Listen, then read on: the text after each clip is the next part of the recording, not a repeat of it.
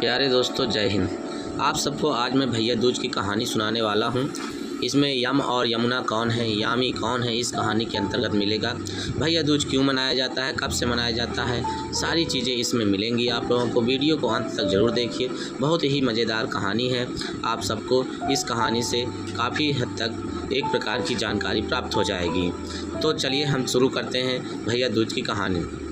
सनातन काल से ही भाई दूज की कहानी काफ़ी लोकप्रिय है। हिंदुओं में भाई बहन के स्नेह के प्रतीक दो अति महत्वपूर्ण पर्व हैं, जिनमें से एक रक्षाबंधन है और दूसरा भाई दूज।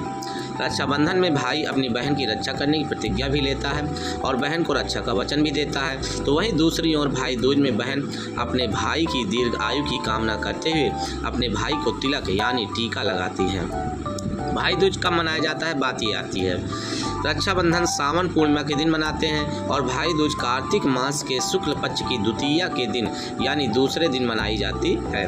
दिवाली के 2 दिन बाद मनाए जाने वाले भाई बहन के इस त्यौहार की मान्यता बहुत पौराणिक समय से है।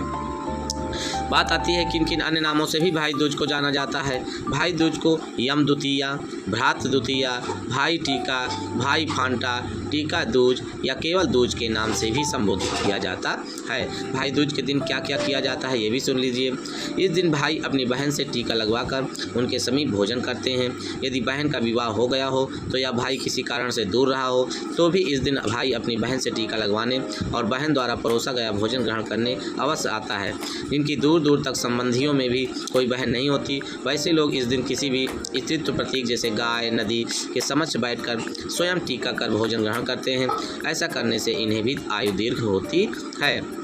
इस दिन माता यमुना के तट पर यामी यमुना की पूजा करने को सौभाग्य माना जाता है। बहुत से लोग यमुना स्नान भी करते हैं। भाई दूज की अब कहानी हम शुरू करते हैं कि भाई दूज की कहानी क्या है। भाई यम और बहन यमुना के अनन्य प्रेम की निशानी है। भाई दूज का पर्व, आइए इस कहानी को विस्तृत में जानते हैं।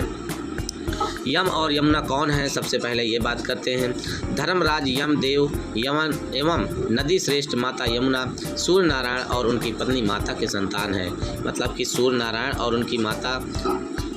उनकी पत्नी की ये दोनों संतान हैं, धर्मराज यम और नदी श्रेष्ठ जो माता यमुना है।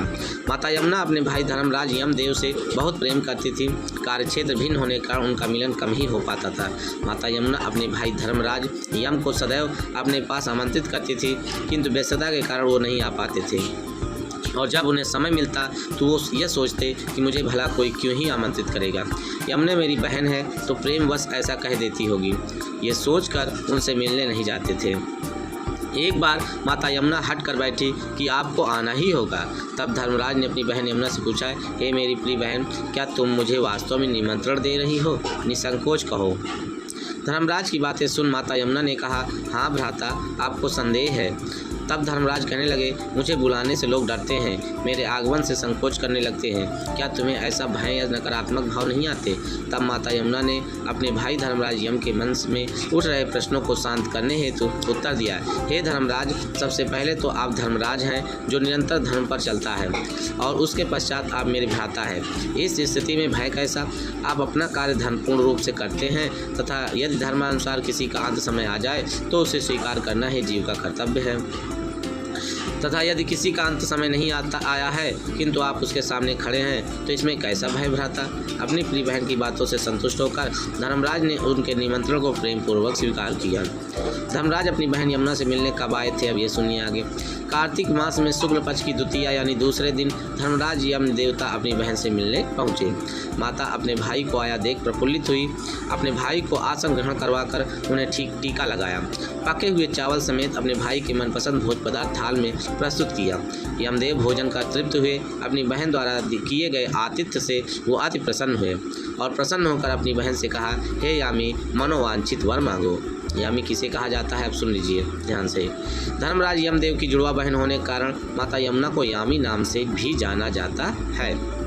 यामी ने कहा, हे भ्राता, यदि आप पूर्ण रूप से प्रसन्न हैं तो आप वचन दीजिए कि प्रतिवर्ष आप इस दिन मुझसे मिलने अवश्य आएंगे तथा आज से प्रतिवर्ष जो भी भाई अपनी बहन से इस दिन मिलने जाए, टीका करवाए एवं बहन द्वारा परोसे हुए भोज पदार्थ द्वारा ग्रहण करे, उसे आपका भय न हो।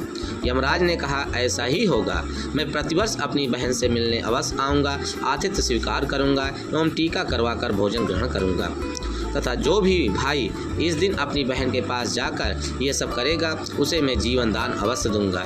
जितने साल वो जाएगा मैं उतनी बार उसे जीवन दान दूंगा। अपने भाई के वचन से अचंभित होकर माता यामी ने पूछा, अरे भ्राता, ये धर्म संगत है क्या? उत्तर में धर्मराज ने कहा, बहन से टीका करवाकर बहन के हाथ से परोसे गए भोजन का आनंद लेना तो स्वयं ही धर्म फल स्वरूप है तथा अपनी बहन के समीप जाकर उसकी कुशलता जानना, उसकी आवश्यकताओं को पूर्ण करना, उसे उपहार देना, उसके साथ समय व्यतीत करना यह भाई का धर्म है। धर्म तो सदैव ही अच्छे कर्मों में भी सर्वोच्च माना गया है तथा अच्छे कर्मों के फल भी तो अच्छे ही होंगे। प्रिय बहन, अपने भाई की बातों से संतुष्ट होकर माता यमुना ने अपने भाई को विदा किया। तो प्यारे दोस्तों, आप सबके समझ में आ गया होगा कि हमारे यहाँ भाई दूज क्यों मनाया जाता है, इससे क्या फ़ायदा मिलता है, क्या लाभ मिलता है। तो वीडियो को अंत तक अगर देख रहे हैं तो प्यारे बच्चों, चैनल को सब्सक्राइब ना किए हों तो चैनल को सब्सक्राइब कर दीजिए। प्यारे दोस्तों, चैनल को सब्सक्राइब कर दीजिए, कमेंट कर दीजिए। धन्यवाद।